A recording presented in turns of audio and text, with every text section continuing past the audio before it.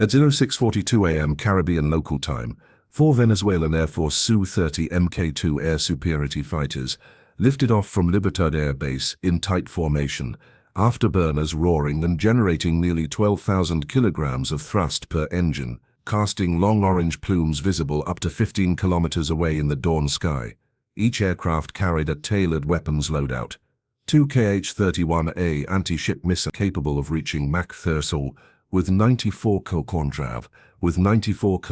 penetrating warheads, designed to puncture warship hulls, 4 R-77 air-to-air missiles with an approximate 80-kilometer range for self-defense, and external fuel tanks extending operational range to roughly 85 nautical miles, enough to strike the target and return with minimal reserve. Their objective, the U.S. naval installation on Curaçao, specifically targeting the Arleigh Burke-class destroyer USS Ramage, DDG-61, docked for routine maintenance alongside the USS Ingrepian FFG-61 and the logistical support vessel USN's Bighorn. In just 34 minutes, those 8 Kh-31A missiles would be fired from 85 kilometers away, racing toward their targets at over 3 times the speed of sound, aiming to sink or critically damage vessels worth more than $2.4 billion and kill hundreds of American sailors performing morning duty, unaware they were moments away from being combat casualties. What the Venezuelan pilots did not know as they climbed to 11,000 meters, adrenaline high and mission orders strapped to their knees, was that their survival window had already shrunk to about 78 minutes. The time it would take for the U.S. to detect the strike, retaliate with overwhelming force, and turn their $70 million aircraft into flaming wreckage scattered across the Caribbean, leaving nothing but oil slicks as memorials to one of the worst military decisions Venezuela had made in decades. How did Venezuelan command reach the conclusion that directly attacking U.S. naval forces was a viable strategy? And what chain of events turned what should have remained a routine training exercise into an act of war? One that would provoke a response so overwhelming it reshaped the balance of power across the Caribbean. The answer, as in many historical miscalculations, began with domestic politics, strategic desperation, and a dangerous combination of overestimating one's own capabilities while underestimating the U.S. response. 72 hours before the attack, in a Defense Ministry conference room in Caracas, 12 senior officers, including 3 generals, 2 admirals, and the Minister of Defense, met to address what they labeled a crisis of military credibility. In prior weeks, the U.S. had conducted multiple operations perceived by Venezuela as deliberate provocations. Unauthorized reconnaissance drone flights photographing military sites without resistance, naval patrols edging closer to territorial waters, and joint military exercises with Colombia that mirrored invasion scenarios.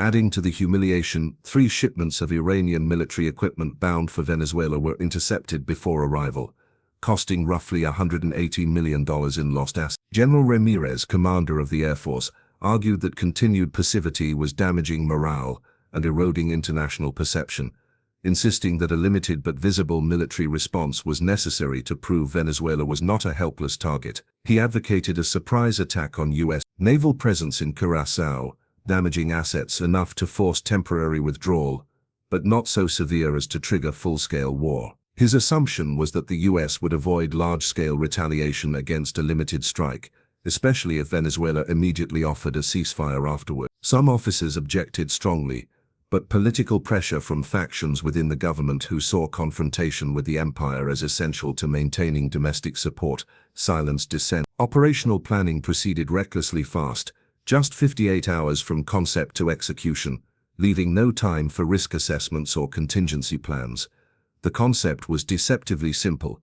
The Su-30s would take off under the guise of a routine training flight. Instead of turning east toward training zones, they'd continue north at low altitude to 500 meters to remain below radar horizon. Within 120 kilometers of Curaçao, they would climb sharply to 11,000 meters, acquire targets using M0Z1B maritime radar, and fire all 8 missiles from maximum range, 85 kilometers.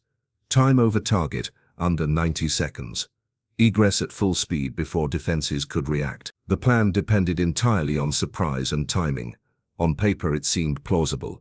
In reality, it rested on assumptions disastrously disconnected from how U.S. surveillance and response systems actually operate. Major Carlos Alcón Mendoza, the mission lead with 2,400 flight hours, received written orders only 18 hours before takeoff, sealed and to be opened only after airborne. During the pre-flight briefing, he told his three wingmen, Lieutenant Cole, Jorge Triuno Vargas, Capitado Seba Luna, and Lieutenant Seis Cobra Delgado, that it was a routine advanced training sortie, but they should be prepared for instructions to change in flight. Vargas, the most experienced with 1,890 hours, quietly noticed that the loadout was inconsistent with training. The presence of live anti-ship missiles was a clear red flag. But in a military culture where questioning orders was seen as insubordination, he remained silent. The takeoff at 0642 was pristine. All four Su-30s launched 45 seconds apart, climbing aggressively to 3,000 meters in under 90 seconds, forming a diamond formation.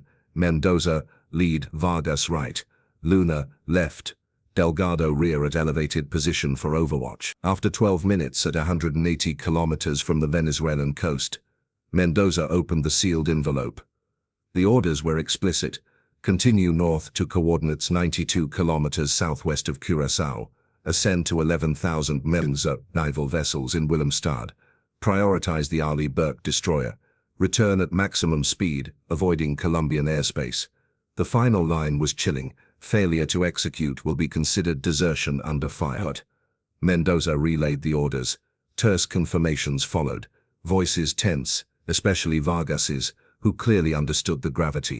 At 7:11 a.m., the strike group descended to 230 meters above sea level, reducing radar visibility while maintaining enough altitude to conserve fuel. Clouds hung low, and visibility was patchy, conditions that favored evasion, but made formation discipline harder. Mendoza ordered radio silence except for encrypted tactical bursts, every 8 minutes. The jets continued north at Mach 2, maintaining course parallel to commercial air corridors, to blend into radar clutter. Back in Caracas, the Defense Ministry activated a restricted communications protocol, cutting off external access to flight telemetry. Only 6 senior officials, including the president, had real-time updates. The plan was to deny the U early detection by limiting electronic signatures and preventing intelligence leaks. But what Venezuelan planners didn't realize was that the U already detected the flight minutes after takeoff, not through radar, but through satellite infrared tracking systems that spotted the afterburner plumes from space. NORAD flagged the flight profile as unusual, but non-hostile, pending further monitoring. When the aircraft dropped to low altitude, analysts initially assumed it was a covert training exercise. No response was triggered yet. At 7:36, Mendoza commanded a steep climb to 10,800 meters as they entered the engagement phase. Above the clouds, the horizon expanded, and radar systems activated. Mendoza locked onto the profile of what appeared to be a destroyer, confirming target acquisition. The onboard computer displayed a firing window of 1 minute 42 seconds before optimal release point. The 4 Su-30s aligned in attack formation. Mendoza, speaking for the first time in over 20 minutes, transmitted weapons ready, on my mark. Below them, sailors on the USS Ramage conducted routine deck operations, morning inspections, equipment checks, and refueling connections. There was no alert status. No one expected incoming fire. The ship's radar tracked the Venezuelan aircraft but categorized them as training flight, low threat, predictable course. At 7:38:54, Mendoza issued the launch command. 2 KH-31A missiles dropped from each aircraft, igniting moments later and accelerating to Mach 3 pulse in seconds. The missiles skimmed the sea surface as they streaked toward Curaçao, sensors guiding them toward the largest radar return, USS Ramage. As soon as the Russian-made missiles left their pylons, U.S. threat monitoring systems reclassified the situation. Aboard the Arleigh Burke-class destroyer, alarms blared: inbound supersonic missiles. Brace for impact. Flashes of red warning lights reflected across control screens as crew scrambled to battle stations. The ship's Aegis system attempted target lock, but low-altitude profiles and high approach speeds reduced intercept windows to just tens of seconds. In Washington, the attack triggered immediate escalation. The Pentagon issued a crisis alert, and F-22 Raptors already airborne from Puerto Rico shifted to interception vectors. The U.S. president was briefed at 07. Back in the air, the Su-30s disengaged, descending rapidly to under 300 meters and accelerating southward at maximum thrust. Mendoza reported mission success, missiles away, exiting airspace, but the celebration lasted only seconds. U.S. radars locked onto the fleeing jets. An F-22 pilot transmitted 4 hostile aircraft confirmed. Permission to engage. Authorization came almost instantly. The first AIM-120D hit Letitz Delgado's jet, tearing through the fuselage and igniting fuel reserves. The aircraft erupted in flames, spiraling downward. Delgado ejected successfully, though his parachute deployed dangerously close to the ocean. A second missile destroyed Captain Buna's Su-30, breaking the entire aircraft into pieces mid-air. No ejection attempt was recorded. Mendoza and Vargas dove dangerously low, flying near wave crest altitude to evade sensors. Countermeasures detonated behind them like metallic sparks as missiles overshot their trajectories. Mendoza screamed into comms, "Brake, brake, brake, stay low, jam their lock." But the U.S. jets maintained tracking. A third missile ripped into Vargas's engine bay, sending the aircraft into a nosedive. Vargas ejected seriously injured upon impact with the water. Mendoza was the last airborne attempting to break radar lock. He performed a violent high G-turn, pulling nearly 9.5 jars, but the F-22 closed distance. A fourth AIM shattered the tail assembly of his fighter. He managed to eject seconds before the aircraft exploded. Within 6 minutes of the missile launch, all 4 Su-30s had been destroyed. Only 2 pilots survived. The strike had succeeded in firing the missiles, but it marked the end of Venezuela's most advanced fighter squadron. And the U.S. response was just beginning. At 0809 a.m., roughly 20 minutes after the first missiles were launched, the U.S. initiated the opening phase of its counterstrike. Strategic Command authorized a multi-domain response, combining long-range cruise missiles, stealth aircraft, naval firepower, cyber disruption, and electronic warfare designed not merely to retaliate, but to dismantle Venezuela's military capacity before it could regroup or attempt further attacks. The first wave came from B-1B Lancer bombers flying out of Dyess Air Force Base in Texas, refueled mid-air and positioned south of Puerto Rico. Each bomber carried a payload of up to 24 AGM-58 JASSM cruise missiles, low observable fizzing weapons with a range exceeding 900. The aircraft never approached Venezuelan airspace. The missiles were released over international waters. Minutes later, U.S. Navy destroyers stationed northeast of Colombia launched Tomahawk cruise missiles, targeting radar installations, fuel depots, and communications hubs. Meanwhile, electronic warfare aircraft jammed Venezuelan early warning systems, preventing coordinated response. Even as the first wave streaked toward their targets, Venezuelan command struggled to assess the situation. Communications between regional bases were fragmented. Radar operators reported seeing nothing on screens, unaware that most systems were being jammed or already destroyed by anti-radiation strikes. Attempts to scramble additional fighter jets were hindered by damaged runways and power outages. At 0842, the first cruise missiles hit key air bases. Libertad Air Base, the origin point of the Su-30 strike, was struck by 14 JASSM missiles, crippling runways and destroying hangars that housed 5 aircraft, still undergoing maintenance. Fuel tanks ruptured, igniting massive fires visible for kilometers. Base area El Libertador, a major command and logistics hub, lost communication nodes, leaving the Air Force with no centralized control. La Carlota Air Base in Caracas suffered heavy damage to helicopter facilities and radar towers, erasing critical mobility assets for government leadership. By 09:15 am, Venezuela's air operations were reduced to scattered regional sorties, none coordinated or strategically meaningful. Simultaneously, naval assets were targeted. Puerto Cabello, the country's primary naval installation, sustained direct hits that sank 2 surface ships and destroyed dock infrastructure. Trinidad Navy Yard, used for coastal patrol craft, lost 3 vessels moored for repairs. Submarine pens suffered structural collapse, trapping crews and sealing military assets under debris. Within 70 minutes, Venezuela's naval combat capability had been reduced to minimal coastal patrol strength. Inside government offices, panic spread. The emergency meetings were held in underground shelters below the Defense Ministry, though communication with bases remained fragmented. Some commanders demanded immediate retaliation, others urged immediate surrender. The president insisted that the U.S. would halt operations once Venezuela announced a ceasefire. He was wrong. At 09:37 am, a second wave began, this time targeting strategic infrastructure rather than military precision strikes disabled long-range radar networks, military fuel reserves, stockpiled ammunition depots, satellite uplinks used for encrypted wartime communication, air defense missile batteries. Explosions echoed across Maracay, Barcelona, Valencia and Caracas. Fireballs rose into the morning sky. Satellite imagery would later show that in less than 2 hours, Venezuela had lost military capability: fighter aircraft, 20%, naval warships 30%, long-range radar, thermals, air defense batteries 10%. Command and control infrastructure, mostly offline. Although civilian areas were largely avoided, collateral damage still occurred where bases bordered urban zones, resulting in hundreds of casualties and mass evacuations. By 10:09 am, multiple high-ranking commanders, independently, issued ceasefire messages to U.S. channels using emergency diplomatic frequencies. The responses went unanswered, either due to infrastructure damage or because U.S. leadership had not yet received the broadcasts.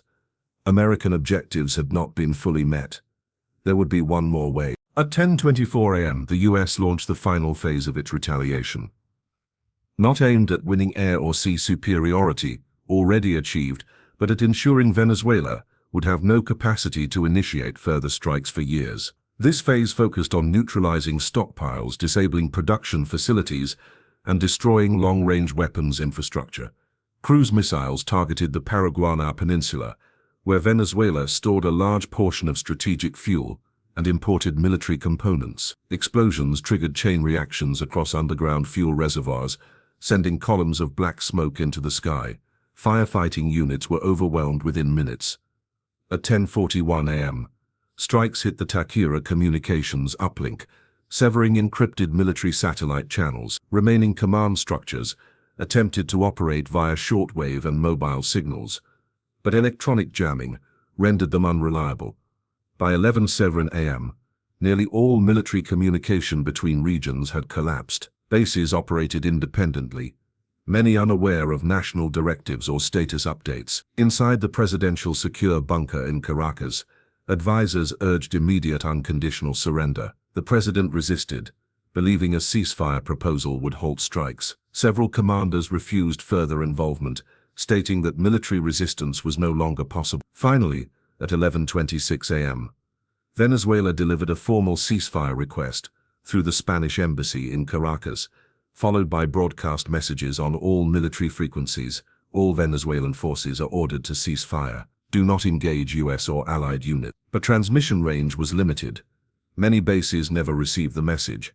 Others lacked power to broadcast compliance. Meanwhile, the U.S. continued strikes until mission criteria were confirmed. At 12:03 p.m., final missile salvos destroyed remaining anti-air batteries near Maracay, along with depot sites storing short-range ballistic missiles purchased from foreign suppliers. At this point, the U.S. halted further offensive operations and transitioned to intelligence monitoring. In total, the conflict from missile launch to ceasefire recognition lasted roughly 5 hours, yet altered Venezuela's military landscape for decades. Post-war restructuring was severe. International agreements required dismantling of combat air wings, disposal of remaining missile systems, strict oversight from foreign observers, limits on military spending for a multi-year period. Curacao. Dozens of high-ranking military officials, including senior planners of the strike, faced prosecution. Most were sentenced to decades in prison, while others fled the country and sought asylum abroad. The political leadership fragmented. Resignations, factional disputes, and public protests led to the collapse of the ruling government within months. For ordinary Venezuelans, the consequences were not abstract. Fuel shortages worsened, ports shut down, and the already fragile economy declined further due to military reconstruction bans and reparations. Globally, the conflict became a stark example of how a miscalculated first strike, based on flawed intelligence and political pressure, can trigger overwhelming retaliation that no diplomatic message can stop. Once set in motion, military academies referenced it as a modern case study in escalation failure, emphasizing how speed, precision, and global surveillance have shortened the gap between decision and irreversible consequence. In the end, the lesson echoed through defense circles worldwide. A nation can choose to start a war. It cannot choose how that war ends.